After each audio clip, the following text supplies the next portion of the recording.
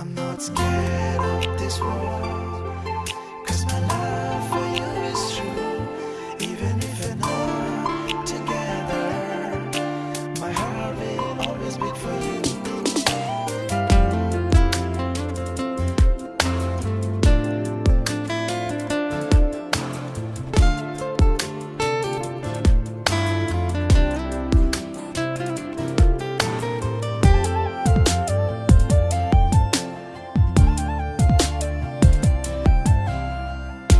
Sing ve alam ke patu verji un e